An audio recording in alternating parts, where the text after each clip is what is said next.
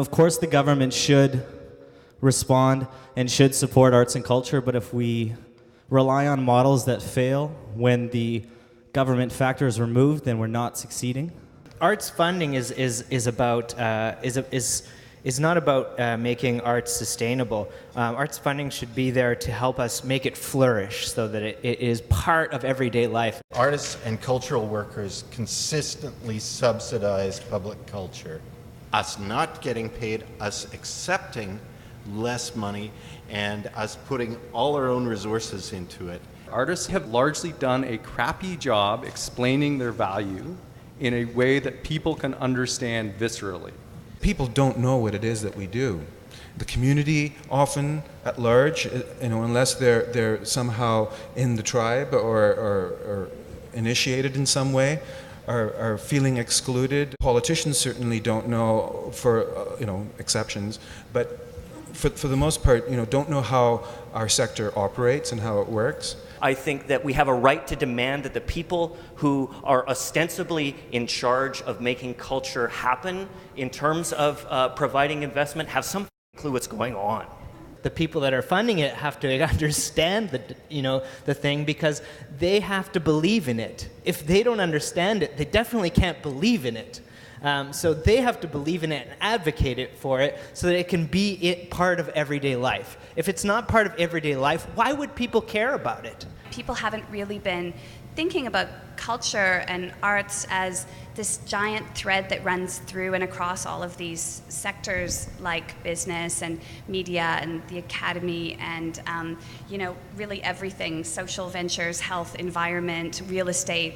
I'd like to see a reorientation of the role of our understanding of the role of art and culture so that we see it as something that connects through and across these things. What is really important, I think, to talk about is developing relationships, and developing relationships with the people who make decisions, with the business community, with each other across disciplines, and with people who are elected. From an MLA perspective, I should let you all know, I get more emails, and I've said it before, on prostate cancer and on steelhead fish than I do about arts. Many years ago, I was a curator at the Surrey Art Gallery, and the gallery was cut, and the city was threatening to shut down the gallery completely. And it would have happened. The reason it didn't happen is that a bunch of people in the community who weren't artists, who weren't working at the gallery, who weren't went up and said, no, we want a gallery in our community. This is really important. This is about our quality of life. We need this.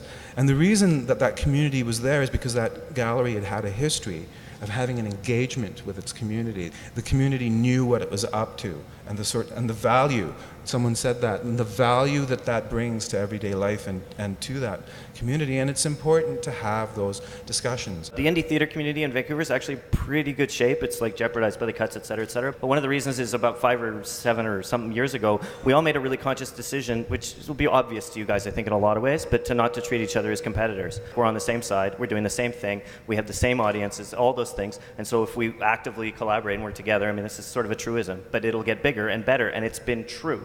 I think the very, very best thing that non-artists and actually artists can do is to buy art.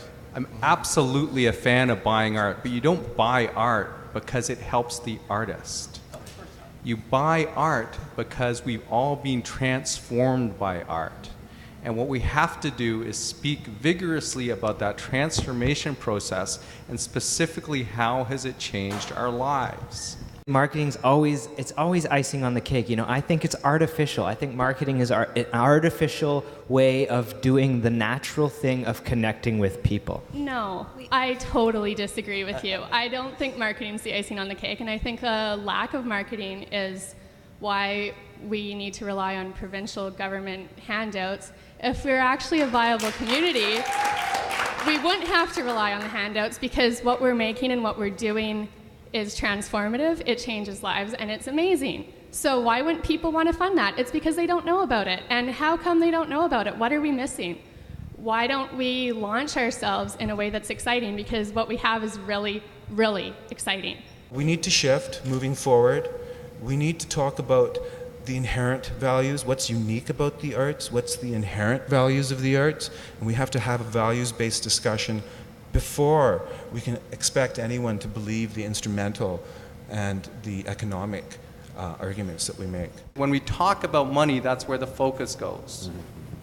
In my view, what we have to be doing is continuing to stand up and say the arts are central to an ethical and joyful culture. And as soon as we start just talking about the funding percentages, we've lost the battle already.